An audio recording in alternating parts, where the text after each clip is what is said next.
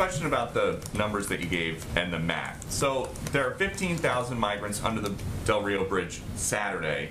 If you add up the ones that you say were expelled or released, it's less than 5,000. Say there's 5,000 that are still left. Where's everybody else? I'm happy to get you a more fruitful rundown for you, if helpful, from the Department of Homeland Security. Okay, and when you talk about how some of these people are being placed in removal proceedings, that does not mean removed, correct? That means they're in the process of going through a removal proceeding so that we can, it can go through the process, our immigration process that's long been in place. We understand that basically most of these people that are going into removal proceedings are being put on either buses from Del Rio to El Paso and Laredo, or being flown to Tucson with no COVID testing unless they show symptoms. How is that helping anybody stop the spread? Again, we have a protocol and process in place as it relates to COVID in terms of testing and quarantining, and also vaccines are provided for a range of migrants by our partner organizations in the region. What is happening now is that, as I outlined yesterday, is that if individuals cannot be expelled under Title 42, they are placed in removal proceedings, as you referred to. That may require them being placed in ICE detainment facilities, or it may require being given a notice to appear, where biometric data and other data is taken.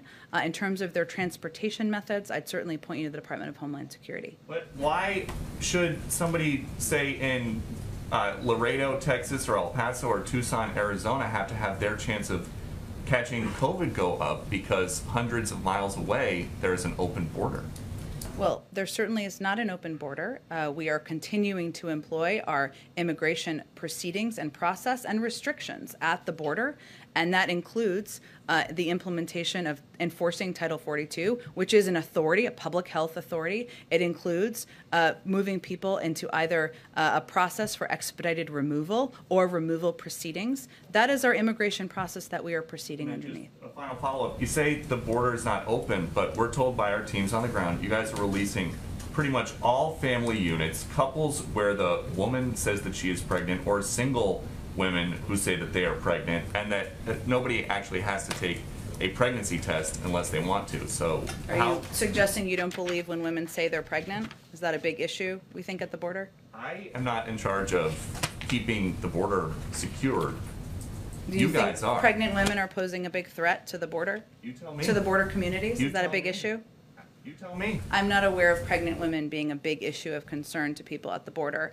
What I will note for you, Peter, is that, as I said earlier, there is a process if people cannot be expelled under Title 42 for a range of reasons. Some of that is because countries they came from or other countries, including Mexico, may not be accepting families with children under the age of 7. They are placed in removal proceedings. Those removal proceedings require them to either go to a detention facility or require them to go get a notice to appear, and including providing their biometric data and otherwise, so that they can be, we can ensure we know where they are, and we can ensure we know when they're going to come back. So that's what the process is. If there's a big outrage about pregnant women, I'm not tracking it. The issue is not about pregnant women. The issue is the border open or is the border closed? Because my understanding is that a lot of this is happening on this side of the border. I think you know the answer to that question, and I just conveyed clearly that we're implementing our border restrictions, including Title 42, including making clear that people who are coming through irregular migration, this is not the time to come, and they will be placed in removal proceedings. Go ahead. Hi, Jen. Yesterday,